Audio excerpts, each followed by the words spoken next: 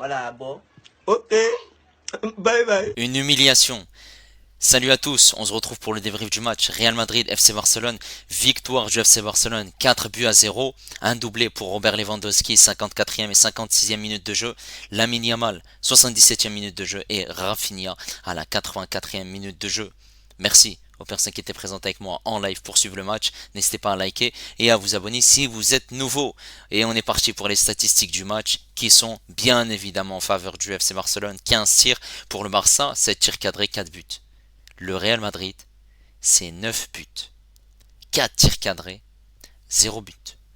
Une possession à 59% pour le FC Barcelone, 41 pour le Real Madrid, 452 passes pour le Barça, 311 pour le Real Madrid. Beaucoup de fautes dans ce match, 17 pour le Barça, 15 pour le Real Madrid, précision de passe à 84% pour le Barça, 78 pour le Real Madrid, 5 cartons jaunes malgré tout pour le Barça, 2 pour le Real Madrid. Il y a eu un hors-jeu seulement pour le Barça, mais 12 hors-jeu pour cette équipe du Real Madrid, dont 8 pour Kylian Mbappé, 10 corners pour le Real Madrid et 3 pour le Barça. Et là on est parti en image pour les 4 buts du match. Cette équipe du Real Madrid évolue en 4-3-1-2 avec Lunin dans les buts, Lucas Vazquez, Militao, Rudiger, Ferland Mendy. Au milieu de terrain, on avait Chouameni accompagné de Camavinga et de Valverde. Bellingham était en 10 et juste devant, on avait Mbappé et Vinicius. Pour cette équipe du Barça, c'était Iñaki Peña dans les buts. On avait bien évidemment Koundé à droite, Koubarsi, Inigo Martinez en charnière centrale, à gauche Alejandro Balde, le double pivot Casado, Pedri. En 10, Fermin Lopez, à gauche Rafinha, à droite Lamine Yamal, et en numéro 9, on avait Robert Lewandowski. Et c'est le FC Barcelone qui va, en deuxième mi-temps, réussir à marquer grâce à une très très belle passe de la part de Casado qui a vu une ouverture. Il y a un appel de Lewandowski dans la profondeur. Lewandowski va être servi et on voit que Militao reste au sol, il glisse et on voit tout simplement une équipe du Real Madrid qui n'est pas bonne au niveau de l'alignement. Et on voit Robert Lewandowski s'avancer, partir, frapper en dehors de la surface de réparation, marquer ce but. Cette défense du Real Madrid était totalement dépassée et ça fait 1-0 pour le FC Barcelone. Voilà la célébration de Robert Lewandowski qui regarde les supporters du Real Madrid puisque ce match se jouait à Bernabeu. Ensuite, on a ici une très très belle passe qui va être jouée par Frankie de Jong qui était rentré à la mi-temps à la place de Fermi Lopez. Il va le donner sur le côté gauche pour Alejandro Balde. Très bien joué, Alejandro Balde qui va essayer de trouver une solution et il va le faire par le centre. Il y a Bellingham qui essaie de contrer, sauf que c'est trop tard et sur ce centre on a Robert Lewandowski qui met cette tête une nouvelle fois. Militao et Rudiger ne savent pas quoi faire. Rudiger dit prends le joueur et l'autre dit prends le joueur et donc il laisse filer Robert Lewandowski qui met un magnifique but de la tête, ce qui fait 2-0 pour cette équipe du FC Barcelone. Et c'est pas terminé. Carlo Ancelotti va effectuer un changement comme vous le voyez. Camavinga va être remplacé par Brahim Diaz, un choix offensif. Ça va partir d'Iñaki Peña. Et ici, voilà, Robert Lewandowski va dévier ce ballon de la tête pour Rafinha. Rafinha qui va dribbler d'un petit ballon piqué. Lucas Vazquez va se projeter, va accélérer et va pouvoir servir Lamine Yamal. Et Lamine Yamal va prendre son temps d'accélérer, d'aller sur ce côté droit, de partir, de frapper dans un angle fermé et de marquer ce but, ce qui fait 3-0 pour le FC Barcelone. Voilà, la célébration de Lamine Yamal, ça me fait penser à la célébration de Thierry Henry, je me rappelle qu'il faisait cette célébration.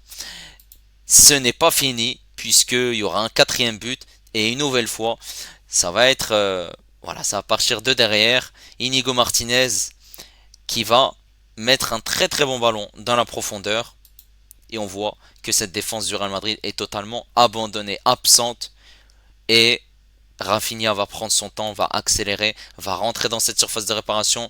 On voit Lunin qui est sorti. Rafinha il a juste à mettre un petit ballon piqué pour lober Lunin et pour permettre au FC Barcelone d'infliger un score de 4 buts à 0 au Real Madrid, une correction et une humiliation tout simplement, et de conserver dorénavant 6 points d'avance sur le Real Madrid qui est deuxième. Avant de rentrer dans la physionomie de ce match, il y a une stat très importante. Le Real Madrid met fin une série de 42 matchs sans défaite en Liga. Une série qui s'arrête au pire moment pour les merengues, à seulement un match d'égaler le record de 43 matchs, détenu par le FC Barcelone entre 2017 et 2018.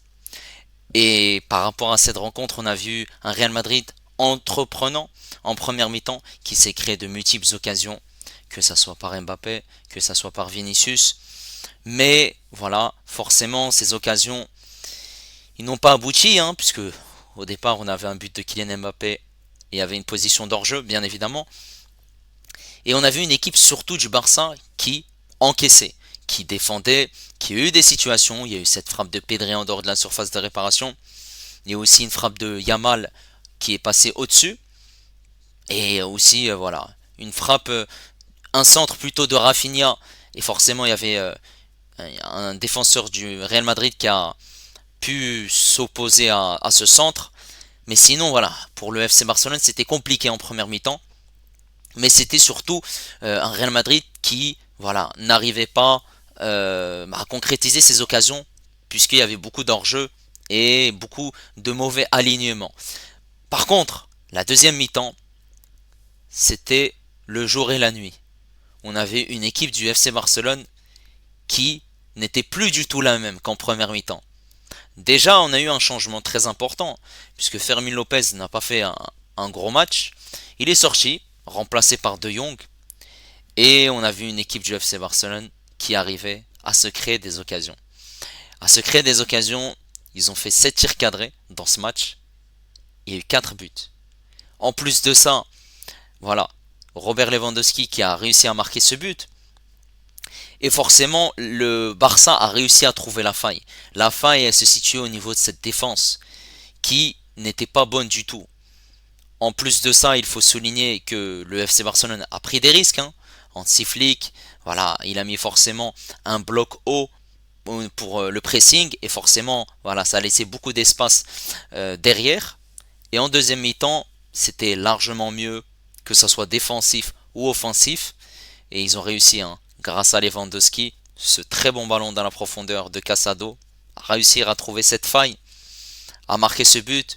Il y a ce deuxième but, un renversement de jeu, le ballon sur le côté, un centre et une nouvelle fois Robert Lewandowski.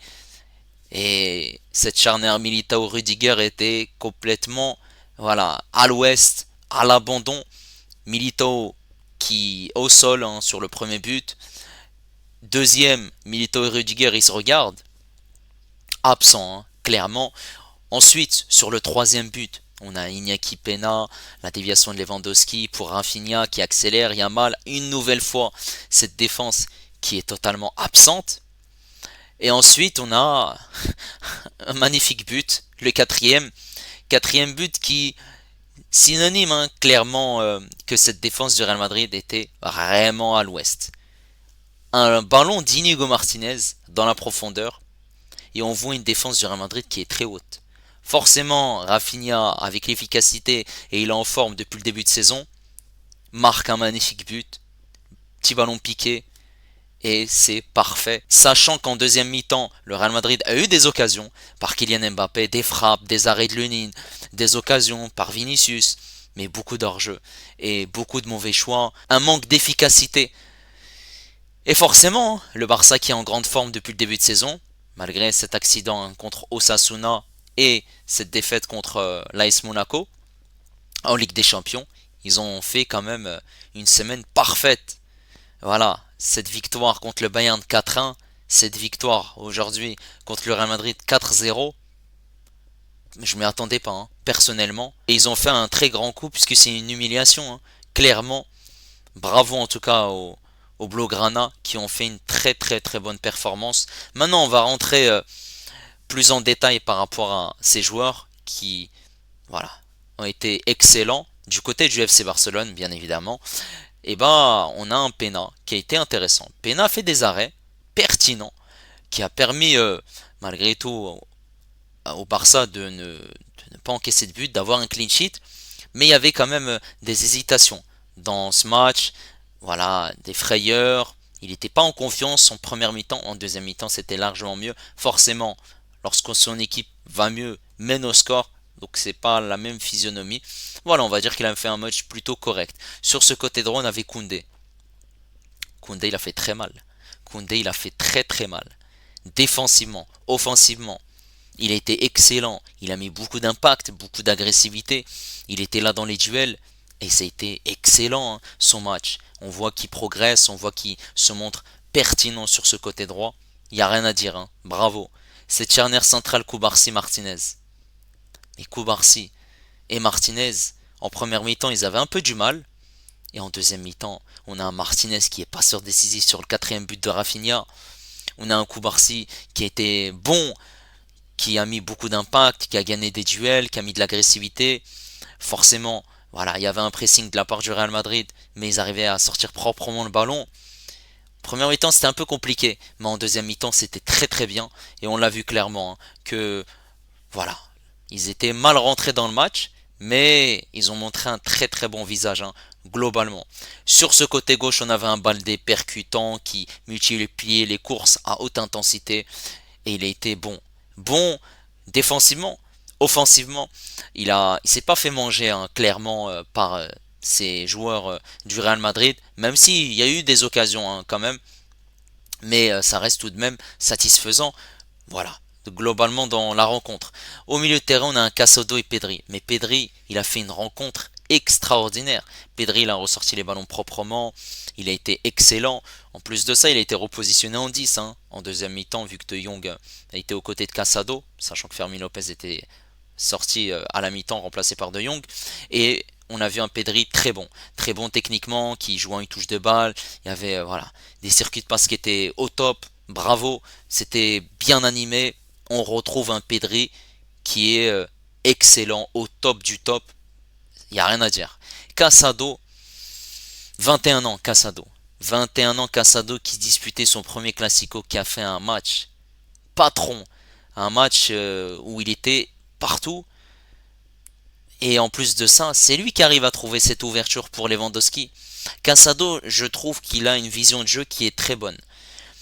Ce n'est pas un simple milieu défensif qui est là pour ratisser, pour récupérer des ballons. Il a une belle vision pour jouer vers l'avant. Et on le voit, on le remarque lorsqu'il y a des appels, que ce soit voilà, Rafinha, Yamal ou Lewandowski. On le voit. En plus, c'est un joueur qui n'hésite pas aussi à faire des renversements de jeu, hein, que ce soit sur le côté gauche ou que ce soit sur le côté droit. Et en plus de ça, il fait les très bons choix. Quand même, faut le faire. Et n'oubliez pas, c'est un joueur qui est formé à la Masia. Bravo, bravo, un Casado qui monte en puissance. Mais tout ça, c'est le travail d'Hansi Flick. Ensuite, on a, voilà, avant de parler des trois attaquants, on va parler de Fermin Lopez qui a eu un peu du mal, hein. Forcément, en première mi-temps, on a vu un Barça qui, voilà, était en difficulté par rapport à une équipe du Real Madrid qui a multiplié les occasions, mais qui a eu beaucoup d'hors-jeu. Et forcément, voilà, il a été remplacé à la mi-temps par De Jong, et De Jong, je l'ai trouvé pertinent. Pertinent, puisque c'est lui qui est à l'avant-dernière passe pour le deuxième but de Robert Lewandowski. Il arrive à mettre ce très bon ballon sur le côté gauche pour Baldé. Baldé le centre, la tête de Robert Lewandowski. Bravo. Il a été intéressant aux côtés de Casado, et on avait un Pedri plus haut pour être meneur de jeu. De Jong qui était là pour ratisser, pour ressortir proprement les ballons. Forcément, il a joué 45 minutes. Voilà, c'était plus globalement intéressant. Ensuite, on a Rafinha. Rafinha qui a été excellent. Buteur, passeur. Il n'y a rien à dire. En Ligue des Champions, c'était un triplé. Et là, c'est une nouvelle fois une performance de haute volée. Bravo à un Rafinha qui est performant, qui montre qu'il peut être capable de réitérer les performances. Et en plus de ça, il l'a fait face à deux gros clients. Clairement, Bayern, Barça.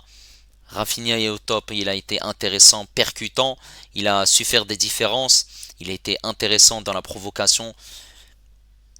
Que dire? Que dire d'un joueur qui monte en puissance au fur et à mesure des matchs et qui a une très très bonne entente avec Lewandowski et Lamine Yamal. Et en parlant de Lamine Yamal, il a marqué un magnifique but. Yamal, c'est un magnifique but sur ce côté droit dans un angle fermé. Faut le faire malgré tout. Plus jeune joueur à marquer dans un classico, c'est Lamine Yamal, à 17 ans seulement. La performance est très intéressante. Il a su faire des différences, accélérer, temporiser par moments, renverser le jeu. Non, en première mi-temps c'était un peu compliqué. Voilà, forcément, comme cette équipe du Barça, il y a eu voilà cette frappe en dehors de la surface de réparation, mais en deuxième mi-temps on l'a vu, il était efficace. Il a réussi à être très intéressant, pertinent et à provoquer. Et en plus de ça, il faisait également les retours défensifs. Ça, c'est très bien de le souligner. En buteur, on avait Robert Lewandowski. Mais Robert, qui es-tu? Qui es-tu? Mais t'es incroyable, Robert. 17 buts, Robert. 17 buts. C'est excellent. Voilà, le début de saison de Robert, on voit un Lewandowski qui est au top du top, performant, qui marque un doublé. Un joueur qui est fantastique hein, depuis le début de saison, et malgré son âge, il est transcendé par Hansi Flick, et on voit un Robert Lewandowski marqué dans un classico, dans un match où voilà, il faut marquer, il faut gagner ce match, un match à enjeu. Il a réussi à le faire malgré la pression. Il a été important. Et en plus de ça, il a été efficace. Il n'a pas eu besoin de beaucoup d'occasions. Il était tranchant. Et en plus de ça, il est également défendu, venu au milieu de terrain pour jouer, pour aider ses partenaires, pour voilà apporter une solution lorsque voilà le Barça était bas et elle n'avait pas le ballon. Il n'y a rien à dire hein, sur cette équipe du FC Barcelone qui a été très bonne et en plus de ça, ils prennent 6 points d'avance sur le Real Madrid. Bravo à cette équipe du Barça qui a fait une semaine parfaite. Maintenant un petit mot hein, sur cette équipe du Real Madrid. Alors, on a une équipe du Real Madrid où on a Mbappé qui a fait 8 hors-jeu. 8 hors-jeu clairement, hein. Manque d'efficacité, mauvais positionnement. Voilà, ça montre qu'il n'y a pas une confiance. Hein. Clairement, on voit que c'était compliqué au niveau de la tactique. Le milieu de terrain, la bataille du milieu de terrain était perdue. La défense était totalement absente, à la ramasse complète. Il n'y a aucune exception. Le seul joueur que j'ai trouvé bon du côté du Real Madrid, c'est Valverde. Valverde qui a essayé de sortir les ballons proprement, qui a essayé tant bien que mal d'accélérer, de temporiser. Mais c'était compliqué à lui seul de faire tout le travail d'une équipe. L'Uni a été complètement à côté de ses pompes en tant qu'escade but, où on aurait pu faire largement mieux. Après, forcément, il n'est pas aidé par sa défense, donc c'était compliqué. N'hésitez pas à me dire ce que vous avez pensé de cette rencontre. N'hésitez pas également à liker et à vous abonner si vous êtes nouveau. Et moi, je vous dis à la prochaine. Ciao les amis.